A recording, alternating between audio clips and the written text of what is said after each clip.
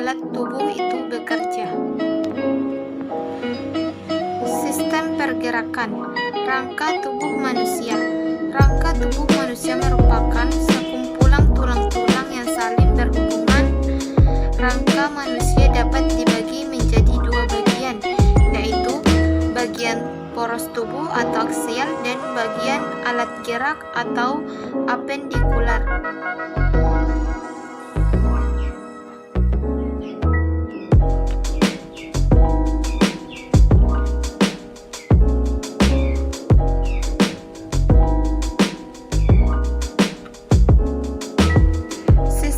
Pergerakan. Sendi. Sendi terbagi menjadi 3 macam, yaitu sendi mati. Sendi jenis ini tidak bisa digerakkan dan terbuat dari jaringan fibrosa. Sendi kaku. Sendi ini adalah sendi yang menghubungkan dua tulang yang tidak bergerak atau geraknya terbatas. Sendi gerak. Sendi gerak adalah sendi yang memiliki ruang dan kemampuan gerak yang lebih luas. Genetika. Kelainan genetika. Kelainan dan penyakit menurun yang terpaut seks atau gonosom. Kelainan yang terpaut ke kromosom XX atau XY. Tautan seks terjadi pada kromosom seks, baik pada kromosom X maupun kromosom Y. Beberapa contoh tautan seks yang terjadi pada manusia adalah buta warna dan hemofilia. Kelainan dan penyakit menurun yang terpaut pada autosom. Penyakit menurun cacat yang diwariskan mempunyai ciri-ciri sebagai berikut: tidak dapat menular, tidak dapat disembuhkan, dapat dihindarkan, umumnya dikendalikan oleh gen resesif.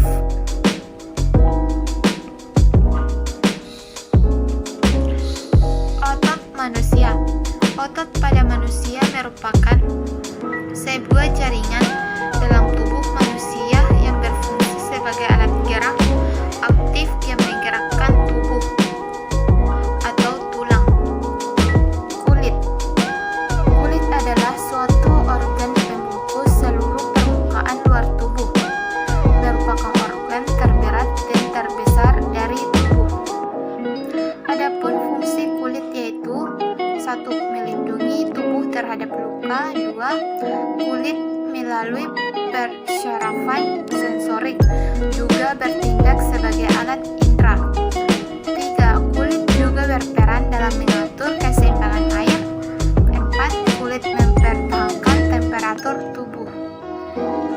Bagian-bagian pada kulit. 1. Epidermis yang terdiri atas lapisan tanduk dan lapisan malpighi. 2.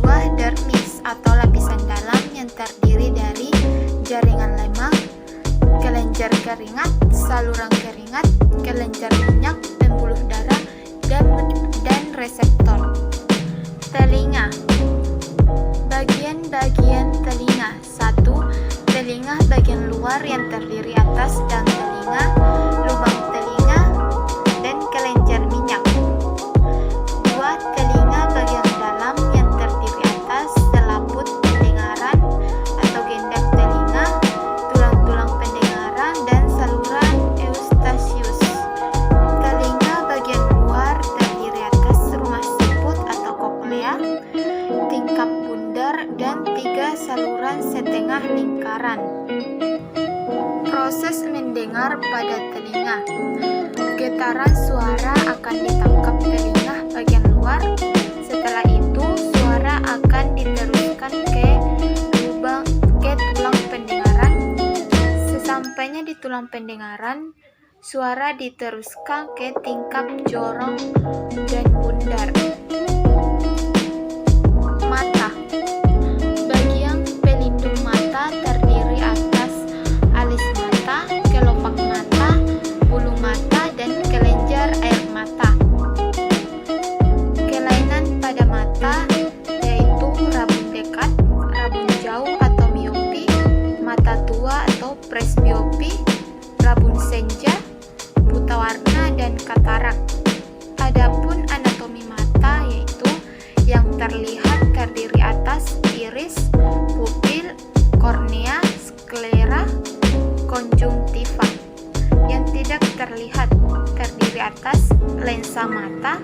vitreous, retina, dan yang terakhir yaitu saraf optik. Otak. Apa itu otak? Otak beratnya sekitar 3 kg dan berisi sekitar 100 miliar sel. Otak dilindungi oleh tulang belakang tengkorak. Perlindungan otak ini sangat penting karena otak merupakan organ vital yang mengatur kerja sistem organ yang lain. Struktur pada otak. Bagian otak depan, bagian otak atas dekat tubuh, bagian otak belakang, otak kecil, sumsum, lanjutan, dan bagian otak temporal. Bagian dari otak. Otak besar, otak kecil, batang otak, dan melanjut ke medula spinalis. Sistem koordinasi sel saraf. Pengertian sel saraf. Sel saraf atau biasa disebut juga sebagai neuron adalah bagian tubuh yang berfungsi sebagai penghantar rangsang. Fungsi sel saraf adalah sebagai penghantar impuls atau rangsangan dari reseptor sebagai penerima rangsang ke otak atau sumsum tulang sebagai penerima rangsang yang kemudian akan memproses bentuk impuls atau rangsangan tersebut atau sebaliknya. Fisiologi sel saraf. Fisiologi sel saraf terdiri atas impuls saraf adalah rangsangan atau pesan yang diterima oleh reseptor dari lingkungan luar, kemudian dibawa oleh neuron atau serangkaian impuls elektrik yang menjadi serabut saraf. Impuls ini akan menyebabkan terjadinya gerakan. Sistem saraf tepi.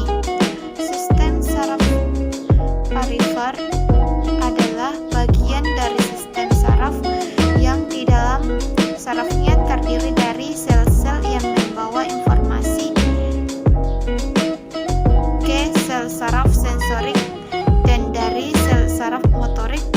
Sistem saraf pusat yang terletak di luar otak dan sumsum tulang belakang. Sel-sel sistem saraf sensorik mengirimkan informasi konsistem saraf pusat dari organ-organ internal atau dari rangsangan eksternal. Sel-sel sistem saraf motorik tersebut membawa informasi dari SSP ke organ, otot, dan kelenjar.